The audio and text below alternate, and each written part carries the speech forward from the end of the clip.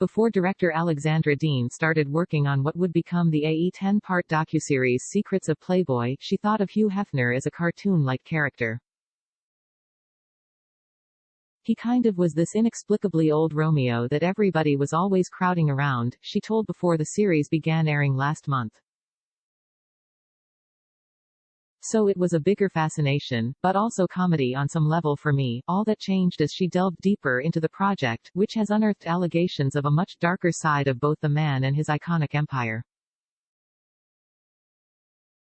New documentary about Playboy founder reveals secrets in plain sight. Hefner, who died in 2017 at the age of 91, is portrayed as a manipulative predator who used his power to control and often gain sex from the women who posed as playmates, those who worked for him and those he dated.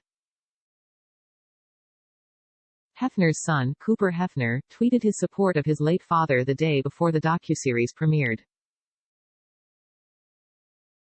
Some may not approve of the life my dad chose, but my father was not a liar.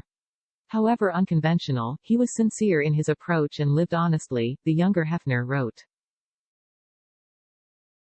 He was generous in nature and cared deeply for people. These salacious stories are a case study of regret becoming revenge.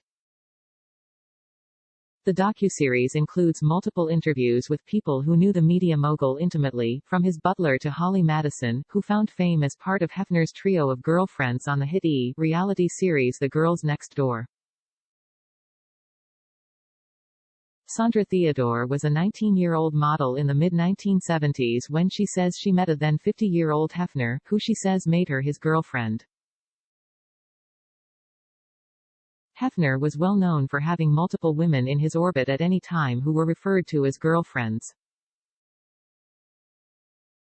She told it was a difficult decision for her to share her story about being with a man who she alleged groomed her and was abusive, but says she shared her painful story for the sake of her family and other women of Playboy who had similar experiences. She hopes her candidness helps them know it wasn't their fault. Theodore credited Dean with making her feel comfortable enough to share her story. In her opinion, the project, she said, is not a kiss and tell. It's to hold this man accountable even though he is no longer here to face the consequences for his alleged actions. Miki Garcia, a former Playmate who went on to become the director of promotions for Playmate Promotions, echoed that sentiment of trust in Dean to shepherd a series that challenges Hefner's legacy as a supporter of women and their ownership over their sexuality. She said she does not believe the docuseries would have made it to the screen if Hefner was still alive. I think he owned the media pretty much, Garcia said. He had a tremendous influence on the media. Both Theodore and Garcia told before the series aired that they anticipated there would be a backlash. They were correct. This week a group of former Playmates and Playboy employees put their names in an open letter in support of Hefner.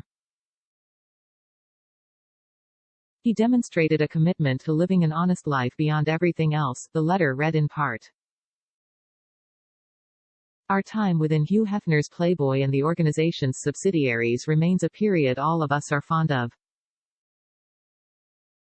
I proudly sign this letter in recognition of Hugh Hefner's character amid unfounded allegations in the AE show. A spokesperson for AE told the network stands behind the series. Dean said she tried unsuccessfully to get Hefner's family to be a part of the series and has a response for those who question why these stories are being told now. Because Hefner and Playboy, for better or for worse, shaped our ideas of what sexual liberation, emancipation and freedom looks like for the women of our generation, and we never examined that or thought critically about it, she said. And the more I did this series, the more I talked to these women, the more I realized they had become trapped inside this idea of liberation that Hefner had constructed. This idea of beauty being power, youth being power. And then this idea that women could be kind of discarded once that was over. Reached out to the Playboy Group for comment and did not receive a response, but a spokesperson for the company told Entertainment Tonight in a statement that today's Playboy is not Hugh Hefner's Playboy. We trust and validate these women and their stories, and we strongly support those individuals who have come forward to share their experiences, the statement went on. As a brand with sex positivity at its core, we believe safety, security, and accountability are paramount.